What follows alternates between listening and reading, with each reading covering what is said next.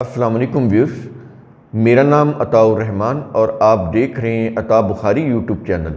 قرآن کریم کی مسلسل ایکسپوزیشن کے سلسلہ میں آج ہم سورہ آل عمران کی آیت نمبر 9.4 کی ایکسپوزیشن کریں گے، لیکن اس سے پہلے آیت نمبر 9.3 جس کے اوپر ہم لیکچر کر چکے ہیں، تھوڑا سا اس کا ریکیپ۔ اس کے اندر یہ کہا گیا تھا بنی اسرائیل سے کہ تم جو قرآن کے اوپر اعتراض کر رہے ہو کہ اس کے اندر وہ چیزیں حلال کر دی گئی ہیں جو پہلے حرام تھیں، تو تم اپنی دلیل میں تورات لے کر آؤ اور اس کو پڑھو، بتاؤ کہ کہاں پر ہم نے حرام قرار دی ہیں۔ تورات سے مراد کیا ہے؟ اللہ کا قانون۔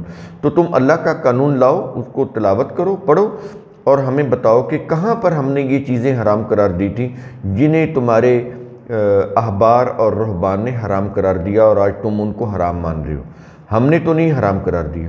تو اگر تم سچے ہو تو لاؤ، دکھاؤ۔ تو اس کے جواب میں ان کے پاس کوئی دلیل، کوئی جواب نہیں بن پڑا۔ اب اسی کا سلسلہ آگے چل رہا ہے۔ اب قرآن وارن کر رہا ہے۔ اب جیوز کے احبار اور رہبان ہوں، یعنی علماء اور مشائخ ہوں، کرسچین کے علماء اور مشائخ ہوں، یا آج مسلم کے علماء اور مشائخ ہوں، یا ہندوؤں کے، کیونکہ قرآن کریم تو تمام انسانیت کے لیے ہے، تو کسی بھی مذہب کے علماء اور مشائخ ہوں، قرآن کریم سب کو چیلنج دے رہا ہے۔ یہ نہیں ہے کہ صرف یہاں پر جیوز کی بات ہو رہی ہے، بالکل نہیں، پوری انسانیت۔ اور جب پوری انسانیت کی بات کر رہا ہے تو تمام مذاہب کی بات کر رہا ہے۔ تمام مذاہب کے جو مذہبی پیشوا، ان کے علماء اور مشائخ ان کو چیلنج دے رہا ہے، کہہ رہا ہے کہ اگر تم سچے ہو تو دکھاؤ اللہ کے قانون سے کہ اللہ نے کون سی وہ چیزیں حرام قرار دی ہیں جو تم نے یا تمہارے مذہبی پیشواؤں نے اپنی طرف سے شریعت بنا کر ان کو حرام قرار دیا، ہم نے تو نہیں کیا۔ تو اس کا سلسلہ پھر آگے چل رہا ہے آیت نمبر 9.4 کے اندر۔ کہا یہ جا رہا ہے فَمَنِ افْتَرَىٰ عَلَى اللَّهِ الْكَذِبَ مِن بَعْدِ ذَلِكَ۔ یہ مِن بَعْدِ ذَلِكَ، یہ جو الفاظ ہیں یہ کیا چیز ہیں؟ کہہ رہا ہے کہ پھر جس نے اس کے بعد اللہ پر جھوٹ باندھا۔ کس کے بعد؟ یعنی تم تورات سے ثابت نہیں کر سکے کہ ہم نے کوئی چیز حرام قرار دی ہو، تمہارے علماء اور مشائخ نے اپنی طرف سے حرام قرار دی اور نام اللہ کا لے لیا اور تم تورات سے ثابت نہیں کر سکے۔ تو اس کے بعد بھی پھر جس نے اللہ پر جھوٹ باندھا کہ یہ اللہ نے حرام کیا ہے، یہ اللہ نے حلال کیا ہے، اپنی طرف سے چیزوں کو حرام اور حلال بنا کر، ان کی شریعت بنا کر، ان کی فقہ بنا کر یہ کہا کہ یہ چیزیں اللہ نے حلال کی ہیں، یہ حرام کی ہیں، یعنی اپنی طرف سے، یعنی ہمارے قانون کی روح سے نہیں، نام وہ ہمارا لیں اور ہم نے کہیں نہ ہو، تو یہ ہے اللہ پر جھوٹ باندھنا۔ اس لیے کہہ رہا ہے فَمَنِ افْتَرَىٰ عَلَى اللَّهِ الْكَذِبَ مِن بَعْدِ ذَلِكَ، کہ تورات میں تم نہیں دکھا سکے، اللہ کے قانون سے تم ثابت نہیں کر سکے کہ ہم نے ان کو حرام قرار دیا ہو۔ اس کے باوجود بھی اگر تم نے آئندہ اللہ کے متعلق جھوٹ باندھا کہ یہ اللہ نے حرام کی ہیں، یہ اللہ نے حلال کی ہیں، تو پھر کیا ہے؟ فَأُولَٰئِكَ هُمُ الظَّالِمُونَ، تو یہی لوگ ظالم ہیں۔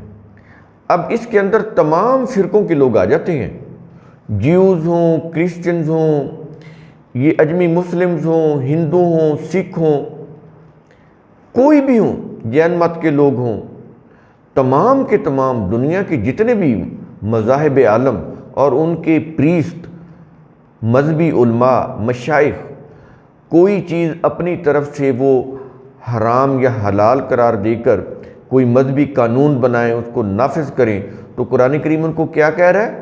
فَأُولَٰئِكَ هُمُ الظَّالِمُونَ، تو یہ ظالم ہیں۔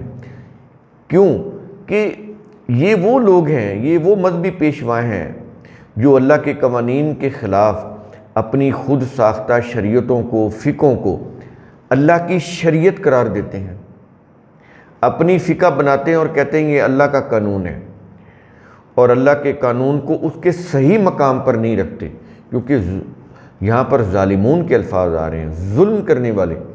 ظلم کیا ہوتا ہے؟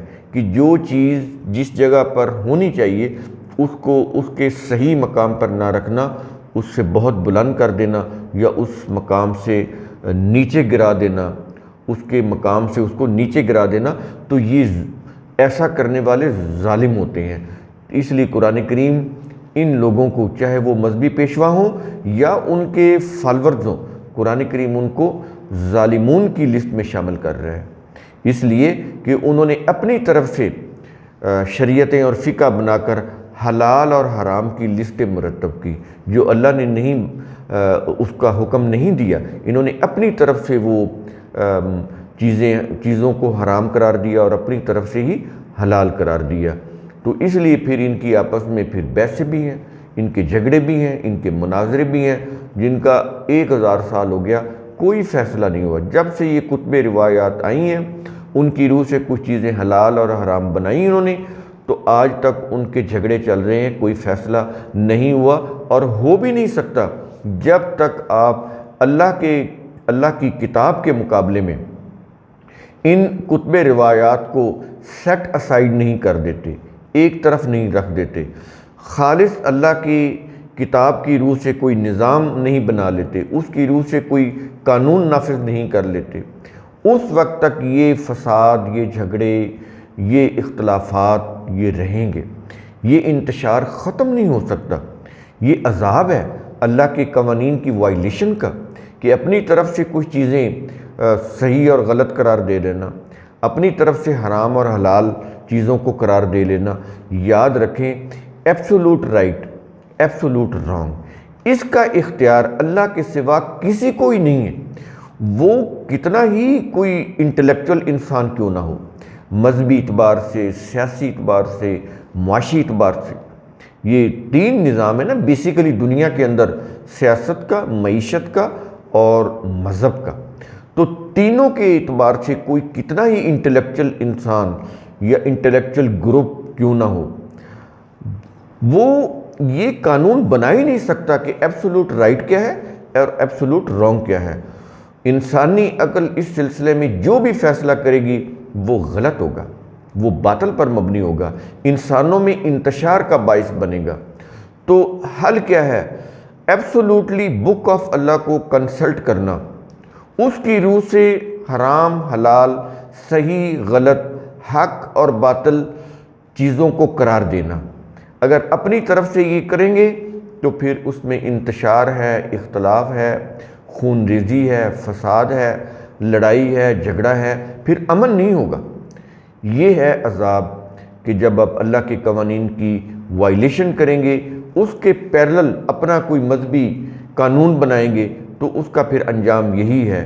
اور ایسا کچھ کرنے والے، ان کو قرآن کیا کہہ رہا ہے؟ ظالم۔ وہ لوگ ظالم ہیں، کیونکہ انہوں نے اللہ کے قوانین کو، جو اس کا صحیح مقام تھا، صحیح مقام کیا ہے؟ ان کو سمجھنا، اور صحیح مقام کیا ہے؟ ان کو سمجھ کر ان کے اوپر عمل کرنا، اور عمل کرنے کے لیے الدین الاسلام کا نظام اسٹیٹ کی سطح کے اوپر نافذ کرنا، تاکہ تمام لوگ اس کو فالو کریں۔ یہ ہے اس کا طریقہ۔ اس سے ہٹ کر جب بھی آپ ان قوانین کے مقابلے میں اپنے مذہبی قوانین کو بنائیں گے یا فالو کریں گے، تو پھر تباہی جو ہے اس سے آپ بچ نہیں سکتے۔ تو قرآن کریم کا اصول ثم تتفکروا، اس کی روح سے آپ خود بھی سوچا کریں، سمجھا کریں، غور و فکر کیا کریں۔ شکریہ۔